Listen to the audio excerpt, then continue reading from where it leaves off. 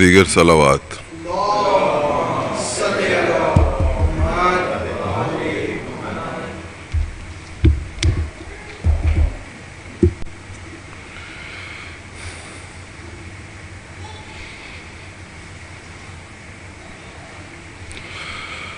أعوذ بالله من الشيطان الرجيم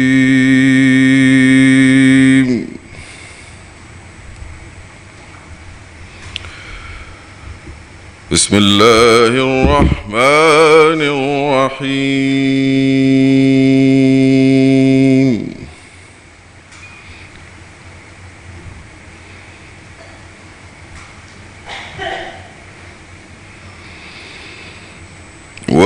ولله ملك السماوات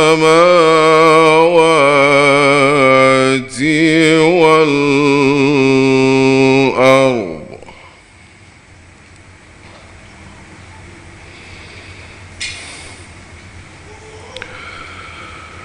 والله على كل شيء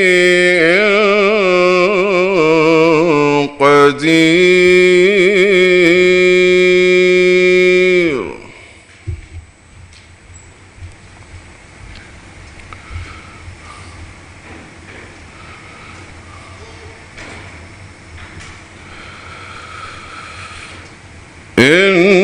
إن في خلق السماوات والأرض واختلاف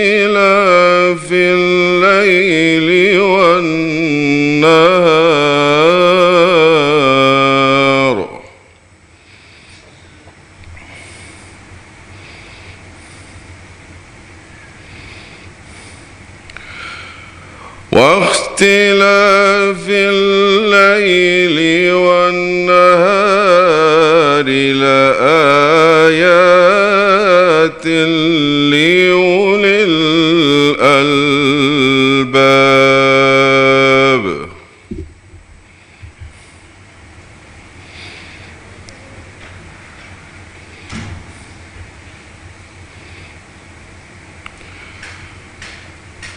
الذين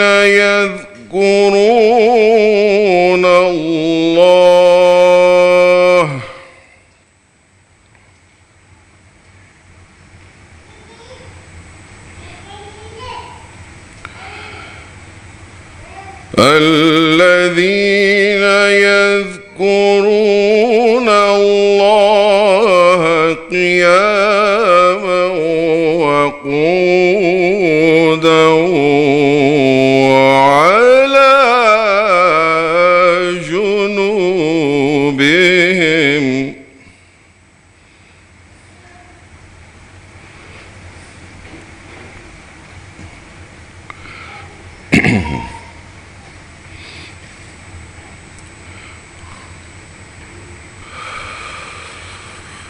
وعلى جنوبهم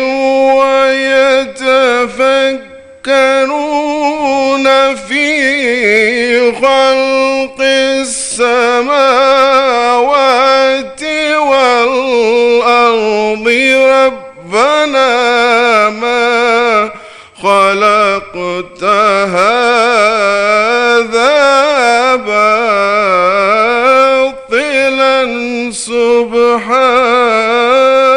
سبحانك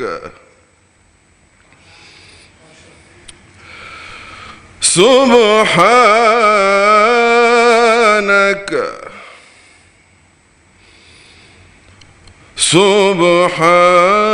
سبحانك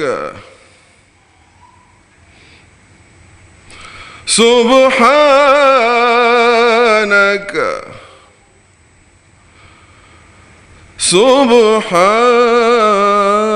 سبحانك فقنا عذاب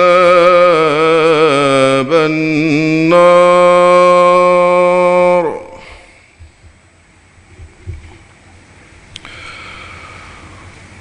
ربنا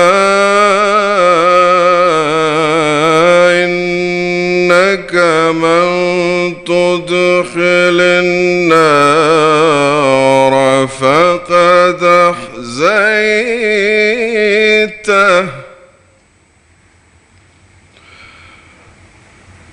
وما للظالمين من أنصار وما للظالمين من أنصار.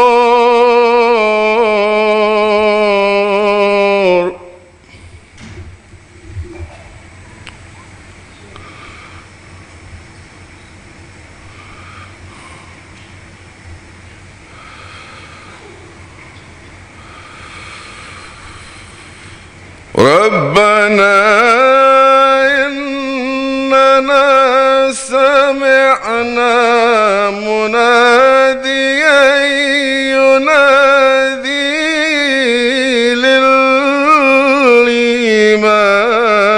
أن آمنوا بربكم فآمنا.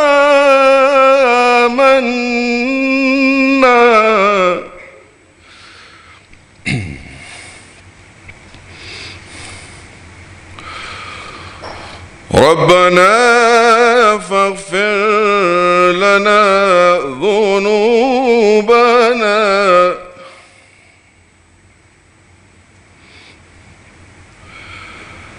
وكفر عنا سيئاتنا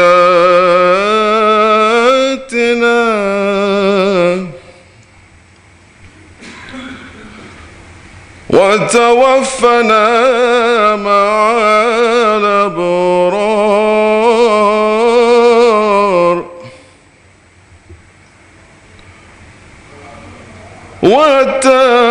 وتوفنا مع الأبرار.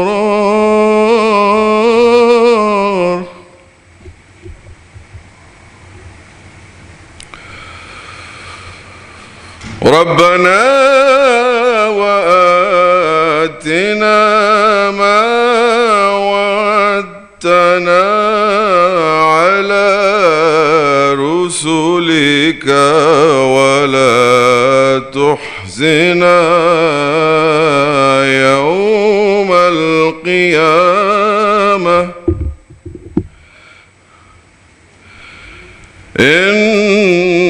إنك لا تخلف الميعاد.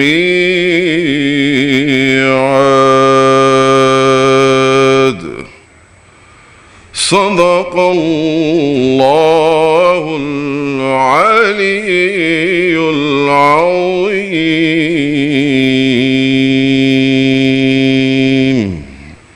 صلوا على محمد وآل محمد.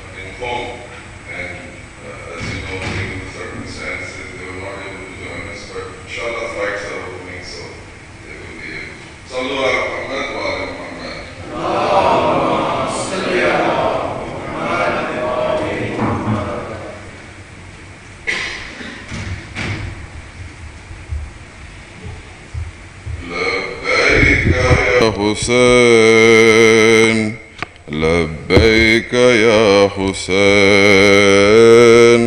لبيك يا حسين لبيك يا حسين لبيك يا حسين لبيك يا حسين لبيك يا حسين. When Governor Walid called Ibn Murtada, seeking to get allegiance for Ibn Muawiyah. parting his holy lips, Mawla said, O Walid, Never can this Hussain give bay'ah to that Yazid. 'cause I am Al-Hussain, grandson of Mustafa, pride of the Ahl Bayt, warith of Anbiya. Everyone, Labbaika ya Hussain, Labbaika ya Hussain, Labbaika ya Hussain, Labbaika ya Hussain. next to the holy grave in Masjid-un-Nabi, Mawla begins to weep and relay his tragedy. O Nana Mustafa, I come to you to part. Your ummah has again torn its covenant apart. Patient is but Hussain, Ashkar Imam. Never will we abandon you with the Fojisham. 'Cause you are Al-Hussain, grandson of Mustafa, pride of the Ahl Bayt, warith of Anbiya. Labbaika ya Hussain, Labbaika ya Hussain, Labbaika ya Hussain, Labbaika ya Hussain. Sallu ala Muhammad wa ala Muhammad.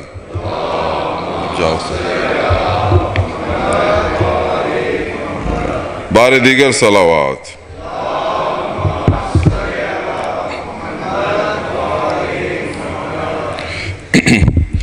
Mu'mineen and Mu'minat, before I introduce our revered speaker, a few announcements. These majalis will be held here daily from the 1st to the 9th of Muharram. The start time will be 5:45 p.m. sharp, as you saw, Pakistan time. I'm saying Pakistan time because this is being webcast abroad as well. And Maulana will begin his speech at 6:10 p.m. sharp. We have a large selection of books outside which you might have seen, which are not ordinarily available in Pakistan. Please do look at them and avail of the discounted prices, especially on kids' books. We also have some special gifts to accompany large purchases, so please do look at the stall outside. I believe that there is a hall outside for parents with small children. Please avail of it as needed to minimize distraction and interruption for the broader audience. As the hall gets fully populated, I would request the youngsters to leave their seats and sit on the stairs and in the area below as a courtesy to the older members. Please switch your cell phones off or to silent mode. There will be a 10-minute question and answer session after the Noha, that is after the Masaib of Maulana, and then there will be a Matam. But after that, there will be a 10-minute question and answer session. You can ask questions from the floor or send your questions anonymously using slido.com. The code is #Muharram2025. hashtag, which is the number sign, then Muharram, MUHARRAM 2025, no spaces between them. And you can post your questions anonymously using this code of hashtag Muharram 2025. We will seek to end the majalis at 7:30 p.m. sharp, just before Maghrib Salat. Today's majlis is sponsored by the family of Professor Hassan Abbas, whose books also you will find outside, The Prophet's Heir, The Life and Legacy of Ali ibn Abi Talib alayhi salam. Kindly recite a Suratul Fatiha for their marhumeen, for my father and father-in-law, Sayyid Tajammul Abbas and Sayyid Tafakhur Abid Naqvi, and your marhumeen and all those who have died in a state of devotion to the Ahlul Bayt alayhimus salam. Bismillah.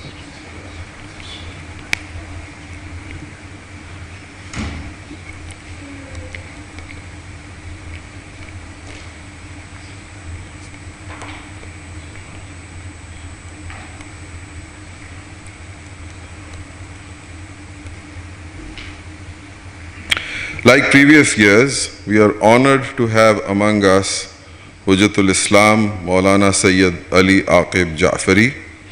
Moulana Jaffry obtained his bachelor's in electrical engineering from the University of Engineering and Technology, Lahore, and was awarded the President's Gold Medal for securing the top position. After that, he proceeded to the US, where he completed a master's in computer science at the University of Washington, Seattle. He then responded to a calling he had to pursue higher religious studies and relocated to Qom in 2005. There he completed a master's in Islamic studies and is currently a student of Dars-e Kharij, which is the highest level of instruction for scholars in the Hawza. Moulana Jaffry has lectured and conducted workshops around the world on a wide range of topics, from theology to fiqh to practical issues such as marriage, inheritance, and khums. He is also the founder of Tibyan, a research center dedicated to producing quality content to serve the religious needs of English and Urdu-speaking communities around the world. He has recited Ashra Majalis at this venue for the last 4 years. This year, he will be speaking on the topic of Quran, the solution to mankind's problems. He has traveled specifically for this Ashra from Qom in extremely difficult circumstances, and we are truly grateful to him for his sa'i, his efforts to further the mission of Imam Hussain alayhi salam. Please welcome Hujjatul Islam, Moulana Syed Ali Aqib Jaffry, to the minbar with your loudest of salawats. Allahumma salli ala Muhammad.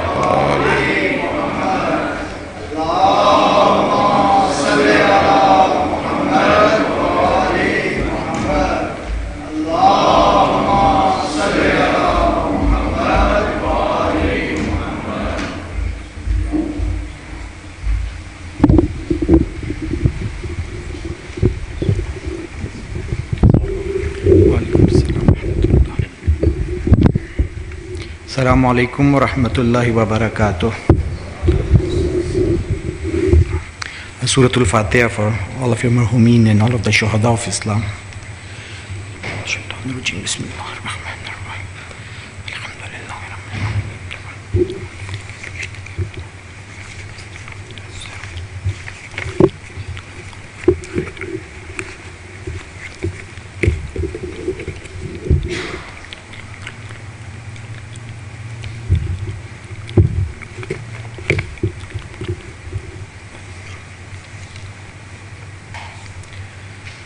أعوذ بالله من الشيطان الرجيم.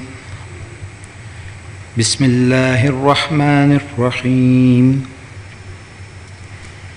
الحمد لله رب العالمين.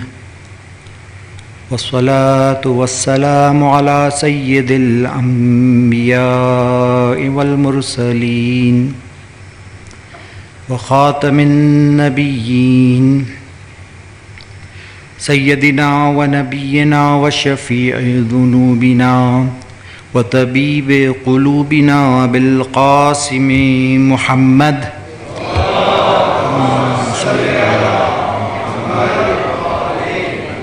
وعلى أهل بيته الطيبين الطاهرين الغر الميامين المعصومين من يومنا هذا إلى يوم الدين.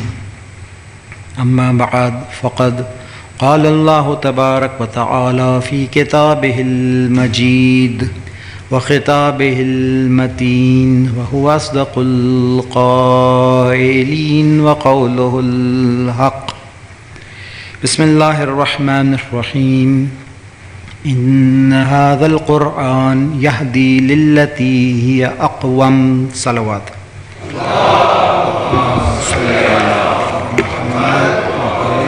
Muhammad. Allah subhanahu wa ta'ala, the all-wise, did not create this universe in vain. There is divine purpose behind the creation of this universe and everything within it. It has a purpose to fulfill.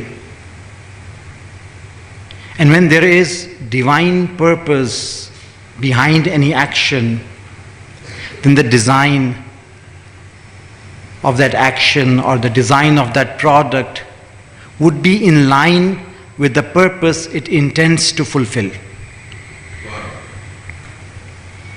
And not having ma'rifah, not having awareness, not knowing the purpose or why certain things are created can lead to objections into why this is done in this way and why this was created in this manner. If some of you had walked into this hall thinking that there is going to be a soccer game going on, and you looked at this seating arrangement, you would have objected. Why are the seats in this manner? Why is there no soccer field? Why is there no referee? Why would this question arise? Because you failed to understand the purpose behind why this has been set up. Similarly, those who object to the creation of the universe and the irregularities which they think they discovered in the universe, it is primarily because of the fact that they failed to understand why Allah subhanahu wa ta'ala has set up this universe. Had been known why Allah had set up this universe, they would not have objected. This universe has not been set up as a place where you will find absolute comfort and absolute happiness. This is not how this dunya is designed. In one of the Hadith-e-Qudsi that Allah subhanahu wa ta'ala taught when He was talking to Hazrat Musa alayhi salatu wassalam, He said Allah said people are looking for happiness in this world, they will not find it here. Because I have placed happiness, absolute happiness, in the hereafter. People are looking it in this dunya.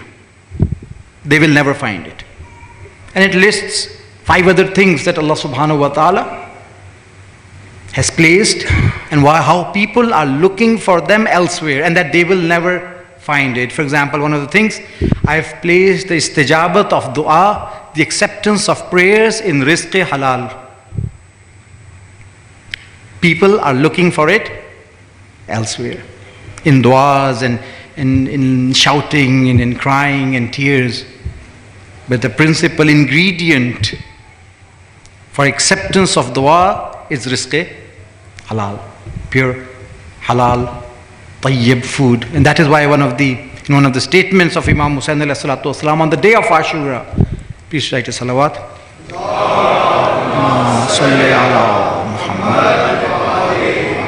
On the day of Ashura, when Imam Hussain alayhi salatu wasalam at one point before he went out for his final attack, He addressed the enemy and he admonished them, he advised them, but there was no response.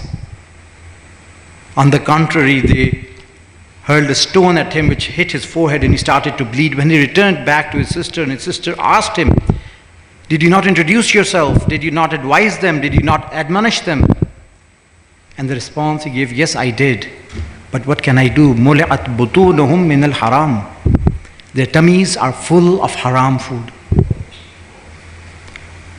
So if one's stomach is full of haram food, then someone like Imam Hussain alayhi salatu wasalam, even his words would not have any effect on that person.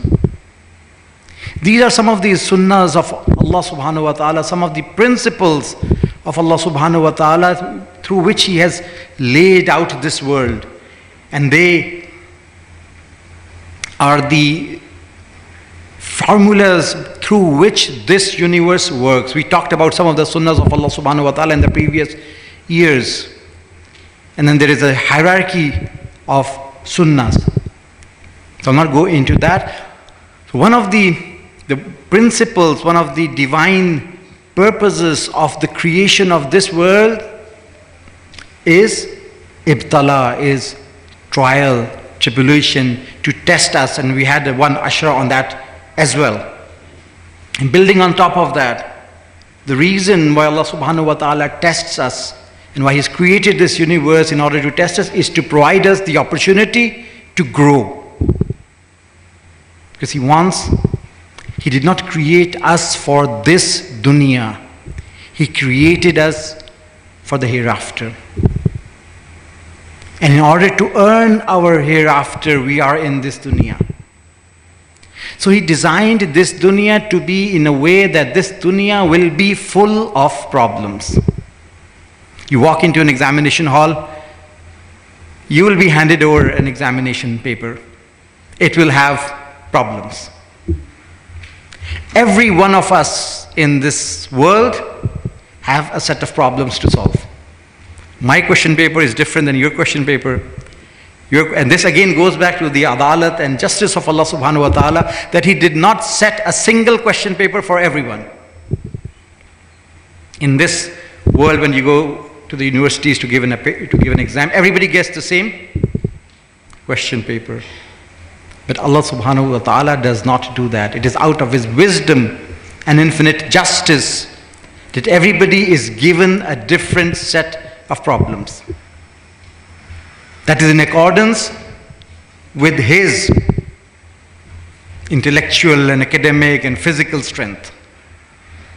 And that again goes back to the justice of Allah subhanahu wa ta'ala. There was one student in the Dars Kharaj of one of the ulama, and they were complaining about the problems that they had in their lives. So the alim invited all of his students to a field. And as we have all been complaining about the troubles and difficulties you have in your life, write all your problems on a piece of paper. Everybody wrote their problems in a piece of paper. And they said, all of them, throw your papers in this bucket. He said, well, this bucket now has so many hundreds of papers with a set of problems. Now everybody come forward and pick a piece of paper and tell me, are you willing to exchange your set of problems with the set of problems that are written on this piece of paper? They all said, no, we are happy with the set of problems that we have. Somebody's suffering from cancer, somebody's suffering from bad marriage, somebody's suffering from the tarbiyat of their children, from other losses in life, financial. Everybody is given a different set of problems. This is how this dunya has been created, and we need to understand that, we need to realize that. So when Allah subhanahu wa ta'ala created, when there is an examination going on, when there is a trial that is going on, when there is a problem there are problems that we all need to solve, it is important that Allah subhanahu wa ta'ala sends us a text that will have the solutions to those problems. We need to find the solutions to our problems in the text that the Creator has provided. Otherwise, again, it would be an objection to His infinite wisdom that He has given us a set of problems without the solution to those problems. And He has revealed that text through the final messenger to all of mankind, so that we can read, understand, and implement those solutions in our lives, so we can solve those problems. One of the beautiful statements regarding the Quran, the Imam says, "Ki ayatul Quran khaza'in." The verses of the Quran are like treasures. He did not say every verse of the Holy Quran is a treasure. A more closer meaning, a more closer translation would be, the verses of the Quran are like treasure chests. فَكُلَّمَا فُتِحَتْ آيَةٌ. So whenever an ayah or whenever a treasure chest is opened, it befits a moment that he sees what it holds. Every ayat of the Holy Quran is a treasure chest that holds within itself many different pearls. And each pearl is enough to solve many different problems of our life. But unfortunately, we have not engaged with the Quran in this manner. We have limited, and this happens with all blessings of Allah subhanahu wa ta'ala. All the blessings of Allah subhanahu wa ta'ala are like that. If we fail to recognize and value a blessing of Allah subhanahu wa ta'ala, we are liable to waste it and not fully benefit from that blessing of Allah subhanahu wa ta'ala. It all goes back to understanding and valuing that blessing. I've given this example many times. If you give a mobile device to a 2-month-old baby, what would it do with it? It will chew on it, it will toss it around and waste it. But when the same device is given to a grown-up man or woman, what does he or she do with it? You'll buy a protector, you'll buy a screen protector for it. And you will use it carefully. Why? What is the difference? Why does this child toss it around, and why did this person use it carefully? Because this person had the marifah, had the awareness, had the understanding. He valued this blessing of Allah subhanahu wa ta'ala. So whenever we fail to recognize a blessing of Allah subhanahu wa ta'ala, we are likely to lose that blessing. It has been mentioned, one of the most precious jewels was once found in the hands of children. They were tossing that stone around and playing with it, and a jeweler happened to pass by who knew the value of that jewel, of that pearl. And he said to them, would it not be better if you played with a football rather than this stone? Why don't you exchange this stone for a football? And they were happy. And they exchanged that precious stone for a football. And they're excited about it. What a beautiful deal we have done. And that stone is currently placed in one of the museums of the world. It can happen that if we are unaware of the value of a blessing that Allah subhanahu wa ta'ala has given it, be it in the form of religion of Islam, be it in the form of the Holy Quran, be it in the form of the love of Ahlul Bayt, if we do not value that blessing, it is possible that we would be willing to replace that, exchange that with a different way of life than what the constitution of Allah subhanahu wa ta'ala has given us, and actually be happy about it. It is possible that can happen. Shukr of this ne'mat cannot happen until one values and knows that it is a blessing of Allah subhanahu wa ta'ala. Beautiful statement from Imam Sadiq alayhi salatu wassalam.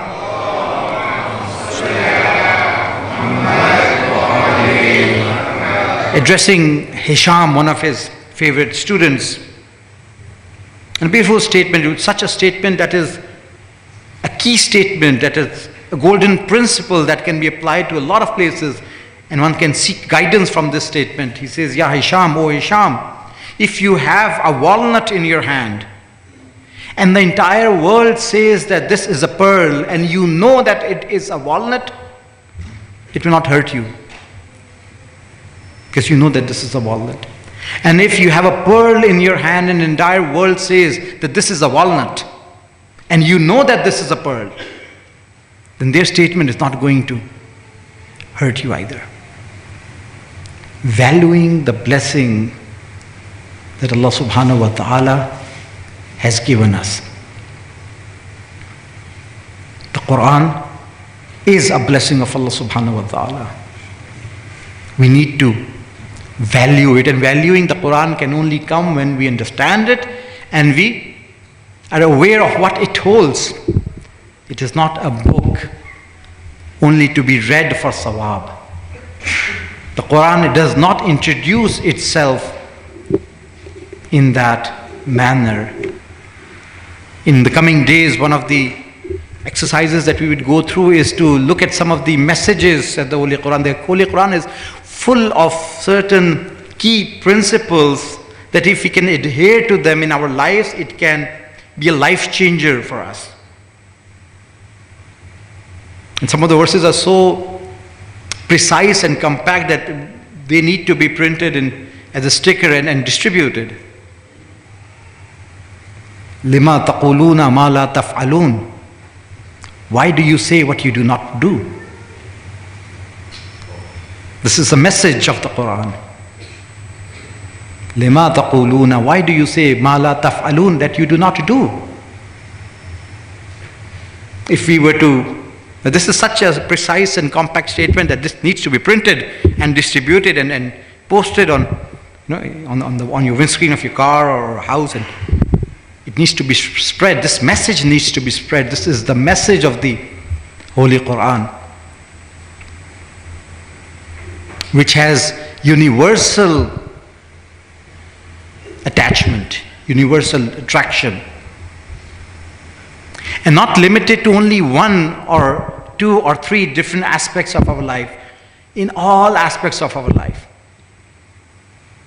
Be it marriage, be it war, be it honesty, be it the tarbiyat of your children, all aspects of, be it unity among the different factions, be it unity among the different religions, the Quran has something to say.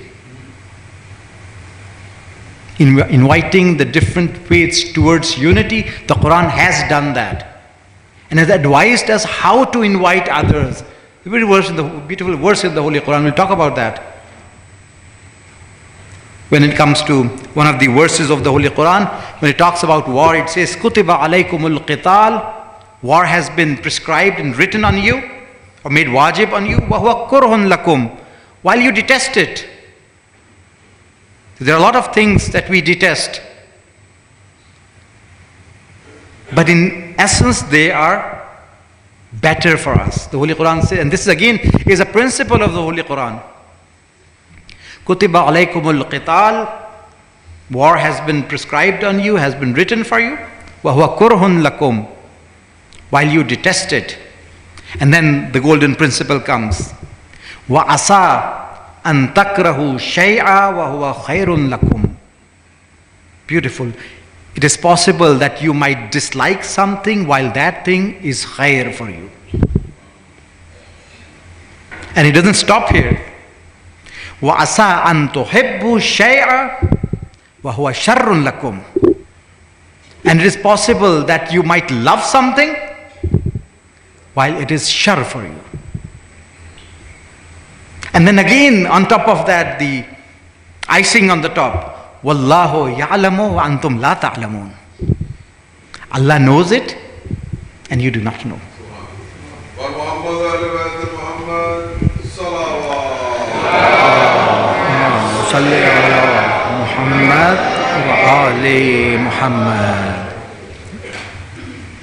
Allah knows it and you do not know. Three very important statements. You might dislike something, well, that is good for you or best for you. You might love something, or you might desire something, and that would be shar for you. Wallahu ya'lam, Allah knows it, while you do not know. These three principles can change the way we think and we look at problems in life.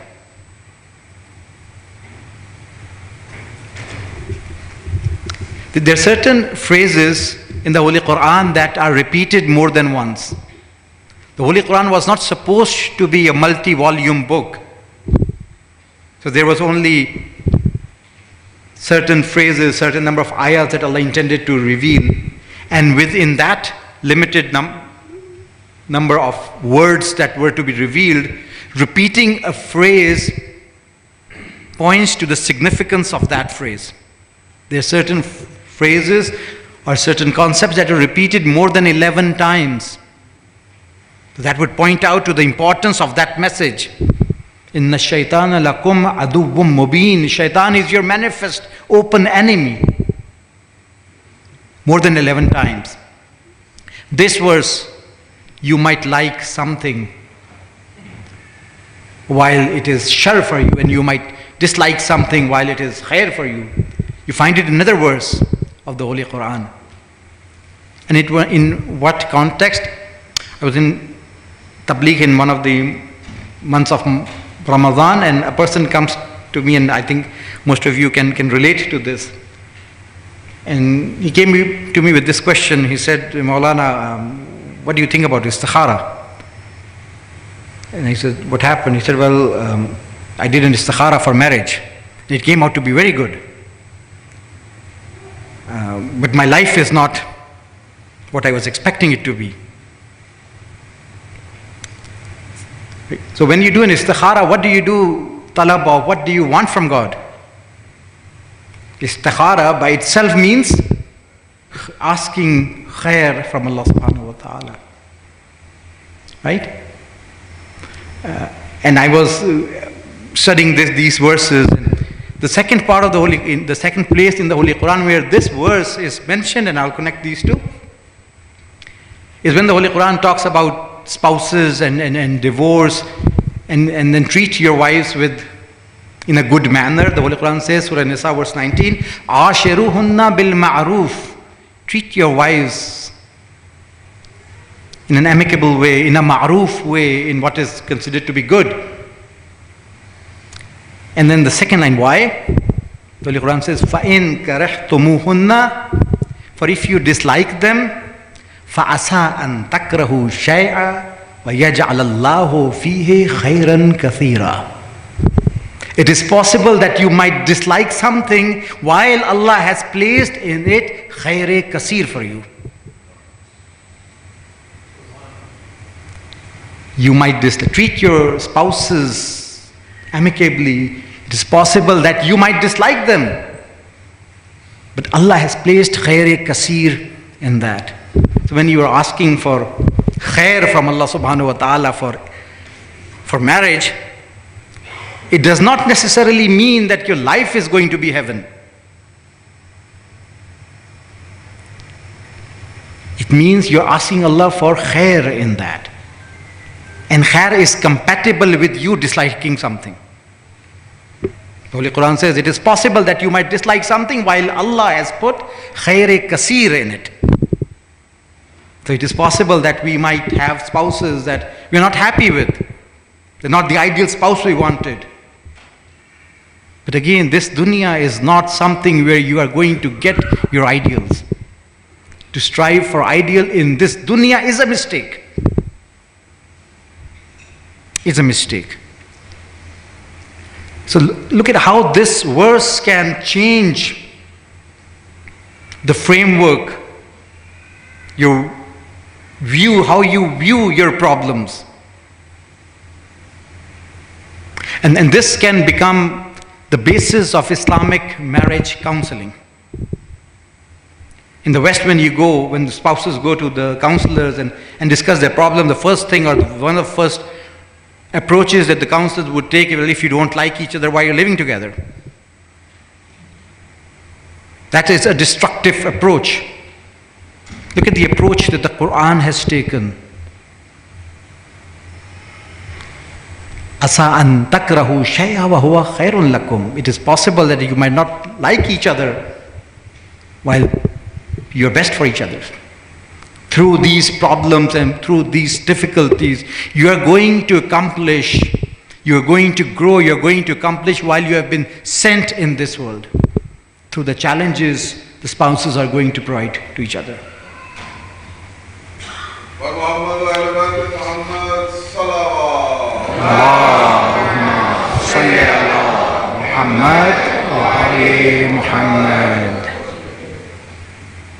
So the Quran is full of such messages which are so critical that if we adopt them in our lives, they would be game changers for us. One such message was this message. You might dislike something. Another message, I'll just quickly point it out, and inshallah we'll talk about that in the coming days. Talking about a battle that was about to happen between Jalut and Talut. One of the soldiers or one of the groups from the Mu'mineen of Talut's army said a statement which the Quran narrates. And again, that is a game changer if we understand the diversity and the depth of the statement. It says, Kam min a'udhu billahi minash shaitanir rajim. When they looked at the enemy and they were aware that the enemy is huge and outnumbers them, they said, Kam min fi'atin qalilatin ghalabat fi'atan kathira. How many group of small people have overcome a group that is larger than them? Bi-iznillah, with the izn of Allah subhanahu wa ta'ala. So in the Islamic framework, when it comes to a battle or war, it is not numerical number that counts. Kam min fi'atin qalila, kitne hi chote fi'a groups the that overpowered fi'atan kathira. Those groups that were large in number. So numerical numbers don't count. Again, Quran is giving us the way of thinking that we need to use as guiding principles when it comes to taking important decisions. Bi-iznillah, with the izn of Allah. Wallahu ma'as sabirin. Allah is with the sabirin. Again, an important message that in order to benefit from this key principle of the Holy Quran, you have to be with the sabirin. You have to exercise sabr. In order to, if you want to increase our blessings that Allah subhanahu wa ta'ala has given us, again the Quran comes to our rescue and gives us a key ayah, a key verse, a key principle which can be used to increase the blessings that Allah has already given you. And most of you might already know it by heart. It has been commonly used. And what is that verse? لَإِن شَكَرْتُمْ لَأَزِيدَنَّكُمْ. If you do shukr, we're going to increase you in that ni'mah, in that blessing. So if you want a blessing to be increased, you have to exercise shukr. And then it continues, وَإِن كَفَرْتُمْ. Or if you do kufr, if you hide that blessing, what is the shukr of a blessing of Allah subhanahu wa ta'ala? Shukr kaise kiya jata hai? How is shukr done of a blessing of Allah subhanahu wa ta'ala? And how is kufr done? You must have heard this word, shukran-e-ne'mat and kufran-e-ne'mat. Right? So shukr of a ne'mat is to use that ne'mat in the way Allah subhanahu wa ta'ala wants us to use it. That is shukr of ni'mah. He's given you wealth. He wants you to spend that wealth in the way He has advised you. On your family, on yourself, in the betterment of the poor, uplift of the poor in the society, using your blessing. He has given you intellect. It should be in the service of Islam, not in the service of the enemies of Islam. He has given you physical strength. It should be in the service of Islam. And the service of Islam is no. You have physical strength, you can help the poor, you can use that ni'mat in a way that Allah subhanahu wa ta'ala wants it. The beautiful statement from Dua Kumail, and most of you, alhamdulillah, must have read that, and if you have paid attention to the translation. And this verse is something that should be pasted in all of the gyms that we have, in all the exercise centers that there are. In Dua Kumail, you find the statement, Qawwi ala khidmatika jawarahi. A dua of Amirul Mu'minin sallallahu alaihi wasallam. Please recite salawat.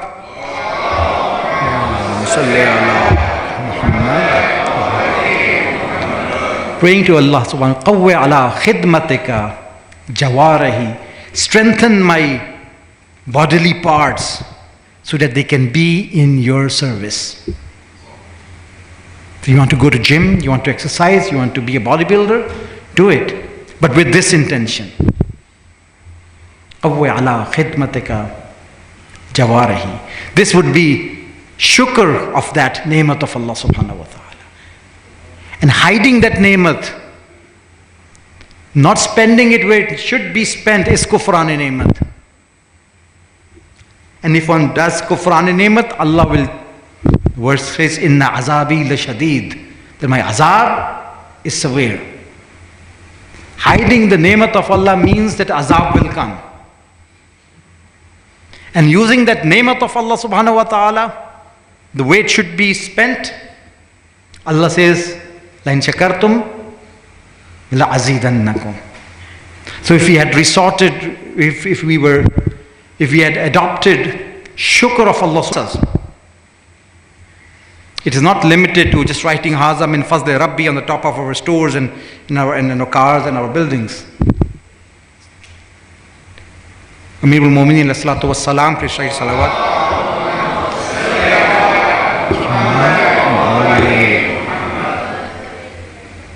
Once visited one of his companions, and he had a huge house. And Imam turned to him and said, well, you were more in need of this spacious house in the hereafter than in this dunya. You were more in need of this house in the hereafter. And he said, well, now that you have this space, then use it in the way of Allah. By entertaining guests and those who are travelers, and if they need to stay a day or two in the city, and you know them or you trust them, and you can have them over. You have a basement, you have a big hall, you can use it for different purposes. So any blessing of Allah subhanahu wa ta'ala that He has given us needs to be spent in that purpose that Allah wants from us. And one of the biggest blessings that Allah has given us is our intellect, is our aql, your intelligence is another blessing. It has to be spent understanding the Quran. One of the reasons why aql has been given to us is to understand His religion and Quran. And if we do that, Allah is going to increase it. There's a story in Al-Kafi where, and again those stories that are narrated by our Imams have multiple lessons in it. It says that there was a couple, the husband was that kind of a person. He was a rajulun abidun. The statement says rajulun abidun, and abid, a person who worshipped Allah subhanahu wa ta'ala, but unfortunately whatever he started, whatever business he started, he would always see loss in that. There are people store for them, or you set up a business for them and they're not able to run it. Again, that is a test of Allah subhanahu wa ta'ala for the other spouse who has to live with such a person. It's not easy. But again, this is a test for that person. And so the wife had to look after the financial needs, and she would spend on this person till poverty came to a level that there was nothing left at home. All she could find was one string. So she gave that string to this person. The story is narrated in Al-Kafi. And saying to him that this is all that is left with me. Go and sell this and see what you can find and bring it home and we'll cook and we'll eat. So he goes to the store, to the bazaar, to the shop and to the market to sell that. And when he reached there, as bad luck always followed him. When he reached the store, it was time for the store. The stores were closing, so people were leaving. And he stayed there for a while, and soon everything was closed, and there was nobody to buy anything from him. So he said to himself, so let me go to the seashore and do wuzu and pray. And he was an abid person and pray to Allah subhanahu wa ta'ala. So he went to the seashore. And while he was there, he saw this fisherman who had spread his net. And all that fisherman could catch from the sea was a fish that nobody would be interested in. A fish that nobody would be interested in. So he stood there for a while looking at the fisherman. The fisherman was looking at his fish and, who would be interested in buying this fish. So he said to that fisherman, he said, I have a string that you might probably use it in your net. So take this and sell me the fish. So the deal was done, and he takes the fish and brings it back to home and gives it to his wife to cook. And the wife opened the fish. There was a pearl in the stomach of the fish. So she was excited. She brings it to the husband and says, go and sell this. Again, giving it to somebody, bad luck follows this person. Go and sell this and see what happens. So he goes and sells that for 2,000 dirhams, so 2 bags of 1,000 coins, silver coins. He comes home excited, gives it, puts both of them on the table and tells his wife, Allah subhanahu wa ta'ala has blessed us. And while they were having this discussion, there was a knock at the door. And the person, who is it? Come in. And he enters and he said, I'm a miskeen. Is there anyone who can help a miskeen? And this person, this abid person, he said, well, take one of the bags. Take one of the bags. And while he took that bag and left, the wife, taunted him, saying, you let go of half of our luxury. Aadha hamara asaish ko tumne, you let it go. Right? So sometimes, he was a rajulun abid, but he could not fulfill the financial needs of his household, but he was more aware here of what shukr really meant. That he was willing to part with half of the wealth that Allah had given him. But the wife was not, to some extent, that she said this statement, Zahabta bin nisfi, you let go of half of our asaish, of our luxury. As they were having this discussion, there was again another knock. He said, come in, and the same person came in with that sack of silver coins, saying, I was an angel from Allah subhanahu wa ta'ala to test you whether you are one of the shakireen or one of the kafirin. And by giving me half of your gold or your silver coins, you have shown that you were from the shakirin, and I have come back to return your half gold, your sack that you have given me. He left that sack and left. La azidannakum, la in shakartum, la azidannakum. The principle, the golden principle the Quran teaches us here, if you do shukr of the ni'mat, in order to do shukr of the ni'mat, we need to understand and realize and recognize the ni'mat. Without recognizing the ni'mat, we cannot do shukr of that ni'mat. If we understand the importance of religion in our lives, if we understand the importance of Quran in our lives, then the shukr of our intellect would be to spend time using our intellect, understanding the Quran. understanding our religion, understanding and implementing it in our lives, and all the blessings that Allah has given you. There's a beautiful set of traditions, inshallah, if time permits, we'll go over them in some of the sessions, which starts with this line, Ya'ti ala nase zamanun. A time will come on people. And then it describes what will be the situation in those times and what our responsibility would be in that time. And one of the very short statements, Ya'ti ala nasi zamanun, a time will come on people, man sa'ala asha, wa man sakata mata. A time will come on people, whoever asks will survive, and whoever stays silent will die. It can be interpreted in many ways, but one obvious way, one obvious interpretation is a time will come on people where poverty would be so widespread that those who do not beg will die. And those who will ask, who will beg, will survive. And I think we're not far in certain parts of the world from this reality.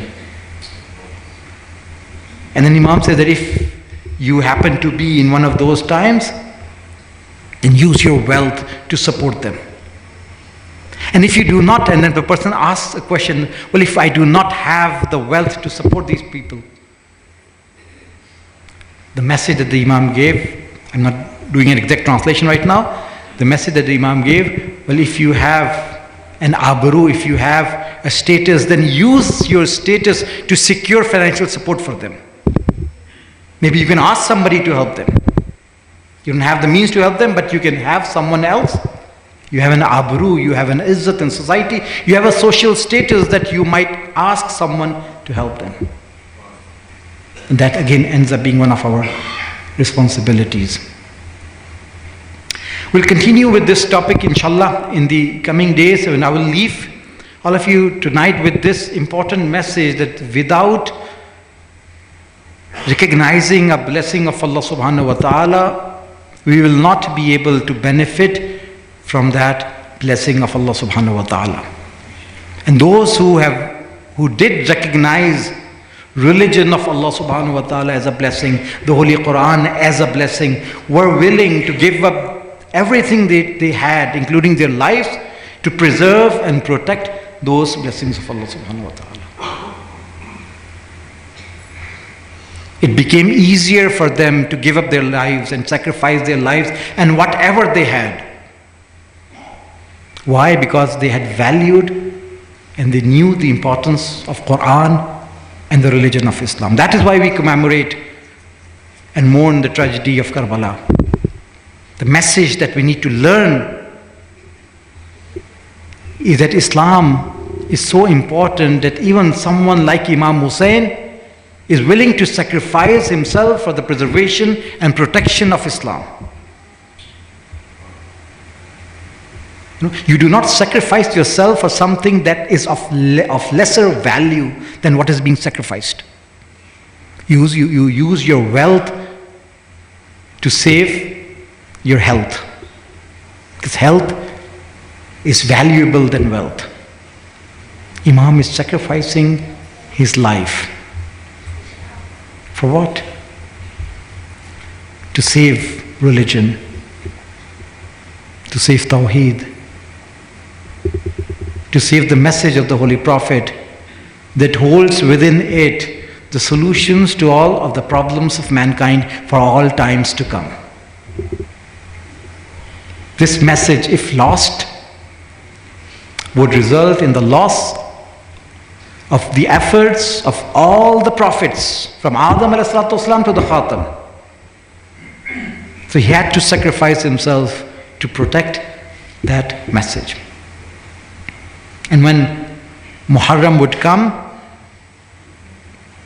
we see our Imams starting the mourning right from the 1st of Muharram. Even though the Shahadat, all these Shahadas took place on the 10th of Muharram. Generally, commemorations and mournings happen on the day the Shaheed leaves this world. But with Karbala, the tragedy, we mourn the tragedy from the first of Muharram. A person came to the Imam with this very same question. Why is it that in daily life we see people commemorating the Shaheed when he passes away from this world, when he leaves this world, when he becomes a martyr, whereas with Karbala and Imam Hussain ﷺ, you start the commemorations right from the first of Muharram. The Imam gave an irfani answer. He said, when the first of Muharram comes, the angels in the heavens, they spread the dress of Imam Hussain that is stained in blood, and have the cuts of the swords in different places. The angels spread that cloth of Imam Hussain in the skies, and the mu'mineen in this dunya, because of their connection with Imam Hussain, they're able to feel that and they're able to see that, and tears start rolling down from their eyes. So before we start Muharram in this dunya, the angels have already started Azadari the hereafter, in the heavens, in that realm. The Imams, in one of the traditions, one of the Imams say that when the first of Muharram would come, when the month of Muharram would come, nobody would see my dad smiling during the entire month of Muharram. Smiling is over. They would have a sad face. They would remember the event of Karbala, and they would not only remember, they would remind others of the event of Karbala. After the tragedy of Karbala, Imam Sajjad alayhi salatu wasalam, for how many years he lived, if he was passing by and there happened to be a butcher's shop, he would stop. There would be a slaughtered animal, he would ask, did you give it water before you slaughtered it? The butcher would say, it is only humane to do that. Why would I not give it water? My heart says the Imam would have turned to Karbala. Assalamu alayka ya Aba Abdullah. But my father was slaughtered in the manner that he was thirsty. This happened so many times that when the Imam would be approaching a butcher's shop, the butchers would cover the meat with a piece of cloth so that the Imam would not see those slaughtered animals. Imam Baqir alayhi salatu wasalam, who was present in Karbala, and he witnessed all of what was going on in his lifetime when the month of Muharram would come, and if he would find a poet or a reciter who would recite the Marsiyah and Masaib of Imam Hussain alayhi salatu wasalam, he would invite the reciter, he would invite the members of his family. The males would sit in one corner and the females would sit in the other corner. A curtain would be hanged, and he would ask the reciter to recite the musibat of the Imam. How can someone recite the musibat of Imam Hussain in front of the Imam, who himself is an eyewitness to all of the tragedies of Karbala? When this reciter would be shy and he would read the Messiah with shyness, the Imam would say, no, don't read like this. Read in the manner that you read in public, with emotions, full of emotions. Apne pure hejan aur shaur ke saath padho. And then he would encourage the poets and the reciters to recite in a manner. The message of Karbala had to be delivered, and the vessel was Azadari. The vessel was these tears that would carry the message from one generation to the next. In the time of Imam Riza alayhi salatu wasalam, one of his companions, Shabib ibn Rayyan, he comes to see the Imam on the first of Muharram, and the Imam introduces to him this first of Muharram, this day that we just passed. He said, Yabna Shabib, Anta Sa'imun, are you fasting? He said, no. He said, Yabna Shabib, O son of Shabib, first of Muharram is the day in which Hazrat Zakaria prayed to Allah subhanahu wa ta'ala for a zurriyatan tayyiba, for a pure progeny. And Allah accepted his dua. And the angels called out to him while he was praying in Mihrab, Inna Allah yubashshiruka bi Yahya. Allah gives you the glad tidings of Yahya. And then he says, again, a spiritual tonic, a spiritual cure, a spiritual remedy for those who are childless and looking for children. He says, whoever fasts on the 1st of Muharram and prays to Allah subhanahu wa ta'ala, Allah will accept his prayers in the same way he accepted the prayers of Hazrat Zakaria.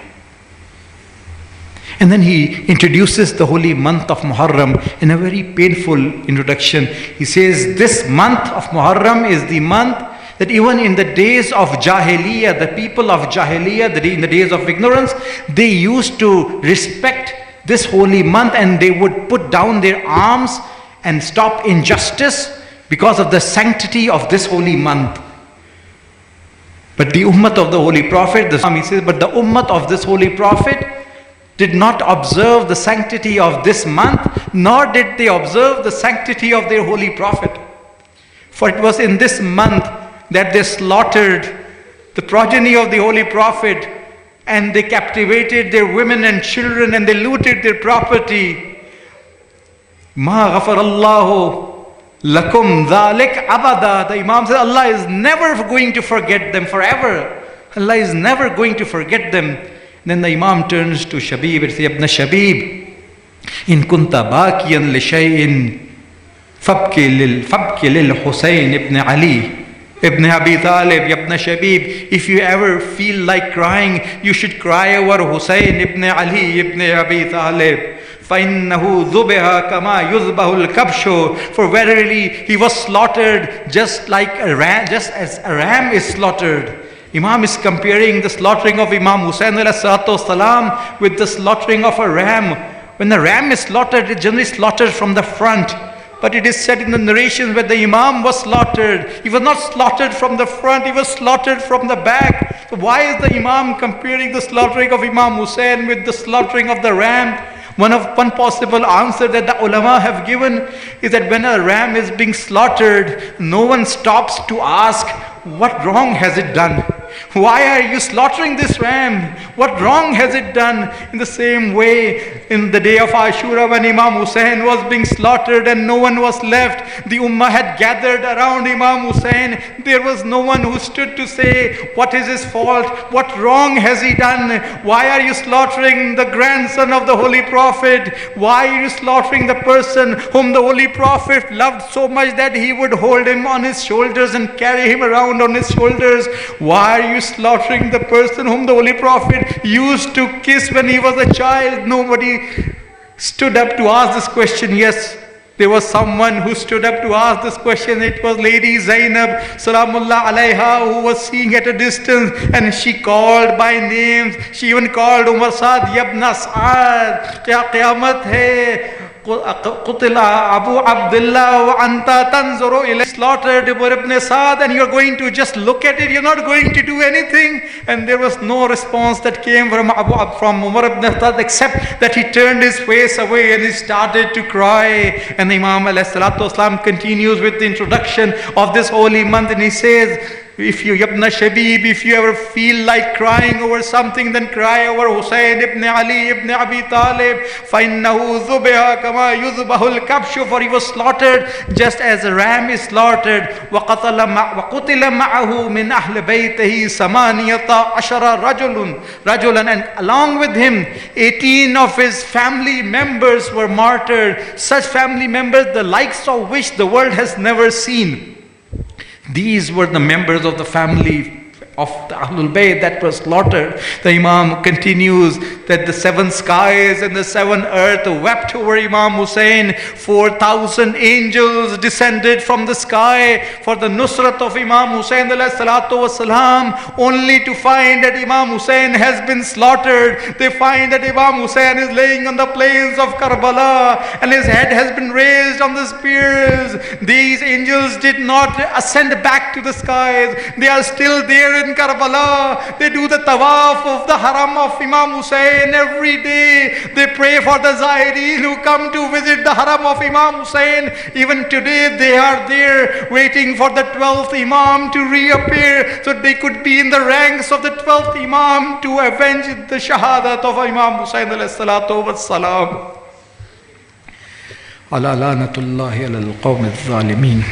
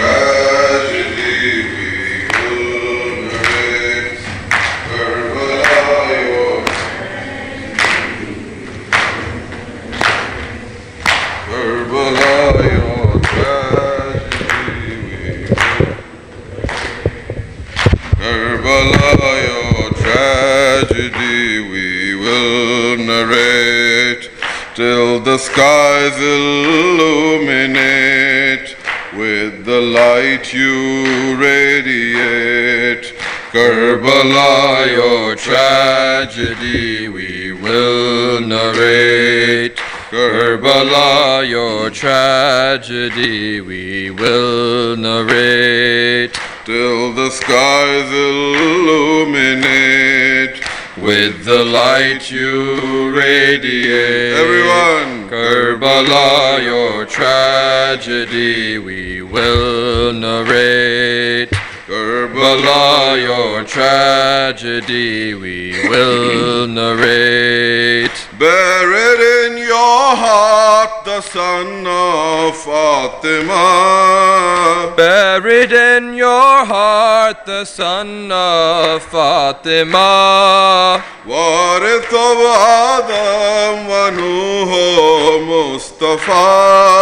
Warith of Adam wa Nuh Mustafa. That Hussain ibn Ali al-Murtada. That Hussain ibn Ali al-Murtada. Who defied every dhulm of Ashkiya. With his final call you still reverberate. With his final call you still reverberate. Till the skies illuminate, with the light you radiate. Karbala, your tragedy we will narrate. Karbala, your tragedy we will narrate. He who taught us how to brave adversity. He who taught us how to brave adversity. Never compromise on your humanity. Never compromise on your humanity. He who fought malice with generosity. He who fought malice with generosity. And became the standard of integrity. Only if his model we could emulate. Only if his model we could emulate. Everyone! Till the skies illuminate, with the light you radiate. Karbala, your tragedy we will narrate. Karbala, your tragedy we will narrate. Karbala, your message is pristine and pure. Karbala, your message is pristine and pure. Never be unjust nor injustice endure. Never be unjust nor injustice endure. Wealth and power never should inspire awe. Wealth and power never should inspire awe. Everything you heard and everything you saw, till our final breaths we shall commemorate. Till our final breaths we shall commemorate. Till the skies illuminate with the light you radiate. Karbala, your tragedy we will narrate.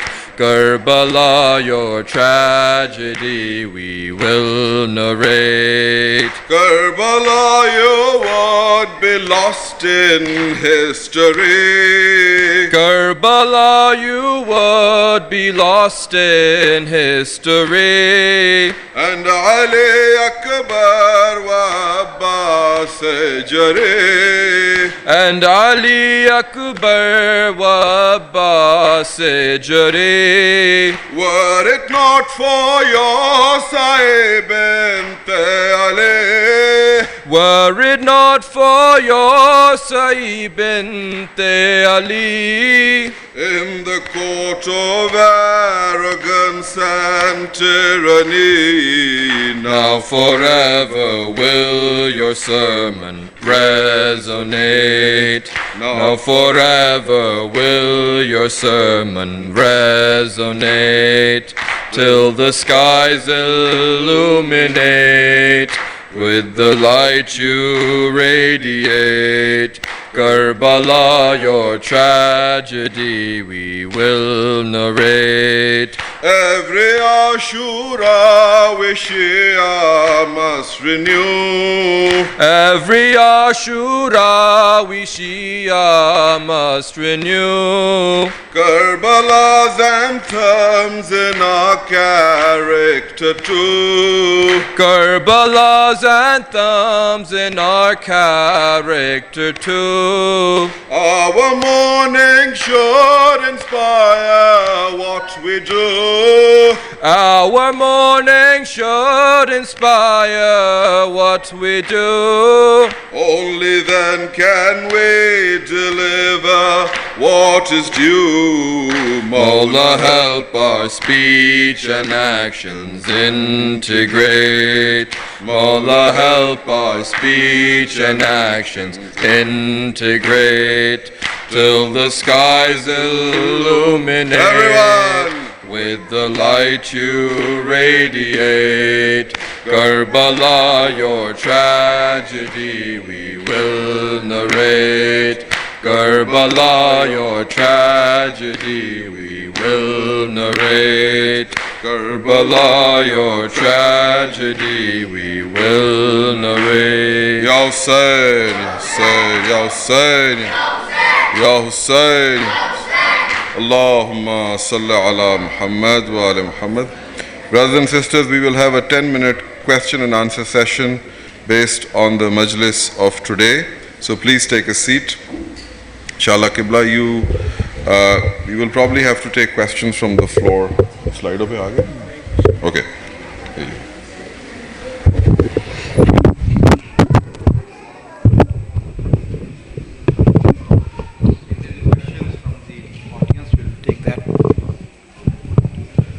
Unless we have questions on Slido.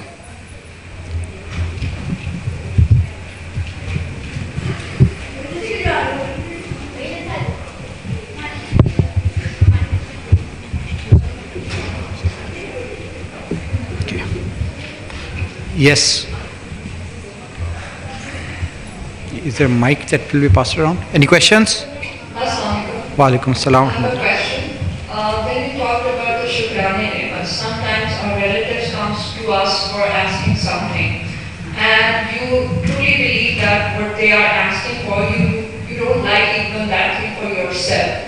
But still, would it be like Shukrani Ni'mat if we deny their demand, or should we like just give half of our wealth? There's another statement from in the Holy Quran, do not, talking apparently to the Holy Prophet, that do not give away so much that you yourself end up being in trouble, and do not hold your hand too tight that you do not give. So there has to be, first of all, balance in whatever you give. The story was not mentioned to entail that you should distribute half of your wealth. Right? Even though we find stories from Imam Hussain where at times he has given 1/3 of his wealth, and at times when half of all of his belongings in the way of Allah subhanahu wa ta'ala.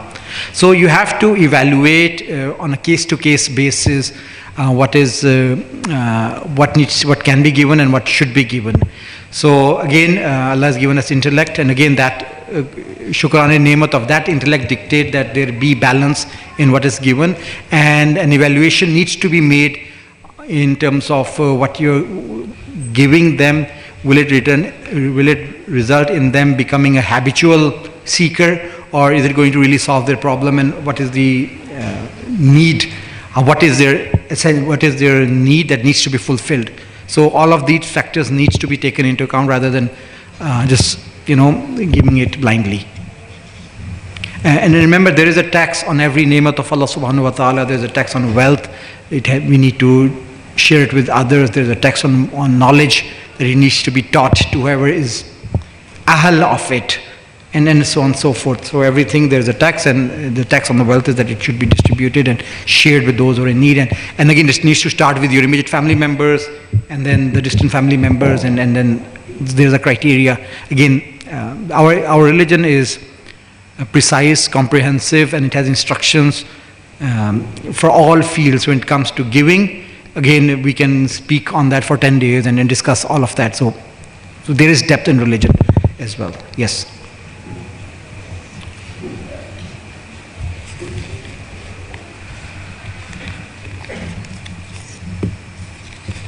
Hello. Why can't I shed a tear about Imam Syed Islam and Karbala? Repeat your question, please. Why can't I shed a tear? What should I do if I can't shed a tear? As long as your heart is in pain, as long as your heart is in pain and you feel the pain of Imam Hussain alayhi salatu wasalam, that is enough. And with time, tears will come. Okay. Yeah, there might be a lot of people who might not shed a tear in a majlis, but their heart would be crying and weeping over Imam Hussain, and they might end up having more reward.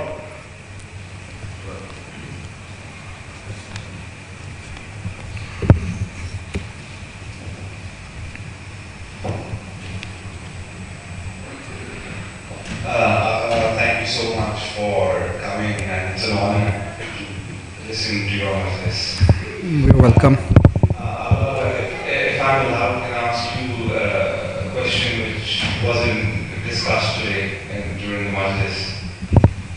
If I have your permission. Sure, you can ask the question and I will have the right to answer it or not today, or maybe I can incorporate it in the coming Majalis if possible. Go ahead. It's a very basic question. Basically, is it haram to, if you can afford to go abroad, and if you don't go for ziyarat, rather you go to England or America for holiday, is that allowed? Or if you can afford, should we always go for ziyarat or umrah or something religious? It depends from person to person and from one's financial status. There were certain people for whom the Imam said you should visit Karbala every 6 months. There were people for whom the Imam said you should visit Karbala every 3 years. Okay, so visiting Karbala is something that Allah wants people to do. Again, there is a balance in this sense that how should I phrase it? So let me start with this story, and then I'll come to. But if there are other questions, if there are people who have raised their hands, I would rather answer that, because this can be incorporated in the next sessions. So basically, visiting Karbala and visiting these places, a person came to the Imam was sick, and he said, I want one of my Shias to go to Karbala and pray for me in the Haram of Karbala, in the Haram of Imam Hussain. And this person came out and he said, okay, we'll find somebody. And then he said to him, but Imam can pray for himself here. The prayers for Imam himself is going to be better for some of his Shia going to Karbala and praying for him over there, because the Imam himself is like the one who is buried in Karbala himself. So what is the point of sending him all the way over there? So this person comes back to the Imam. He said, your companion was asking me this question and I did not know the answer. So the Imam gave a beautiful reply. He said that the Holy Prophet was more superior than the Kaaba and the Hajar Aswad, the stone, the black stone. Yet the Holy Prophet did the tawaf of the Holy Kaaba and he saluted the stone. So then he said there are certain places in this world that Allah wants to glorify them, and the Haram of Imam Hussain is one such place, and that is why he wants people to go to those places and pray, and Allah has assigned certain characteristics and features to those places. So yes, visiting Karbala has its own significance. You're comparing going to Karbala with going to UK or other places. A person came to the Imam and said that I've done 19 Umrahs, and this year I wanted to go to Umrah and I was not able to go, and I missed the 20th Umrah in a row. In counting the Umrah, the Imam said, had you done one ziyarat of Imam Hussain, you would have gotten the reward of more reward than these 20 Umrahs that you went. So this is not to say that we're not comparing Karbala with the house of Allah subhanahu wa ta'ala. Certain places are such that Allah wants to glorify them, and Karbala is one of them. And if not going to other places is going to result in decrease in your love, decrease in your love for these places, then you have to be careful and you have to plan your things.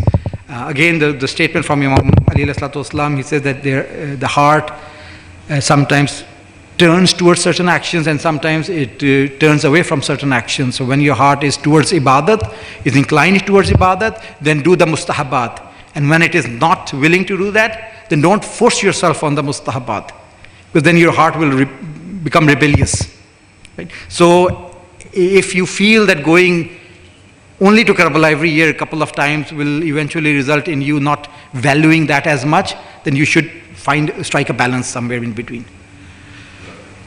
If there are no more questions, we'll stop here today, inshallah. Jazakumullah. We'll continue tomorrow. Sallu ala Muhammad wa ali Muhammad.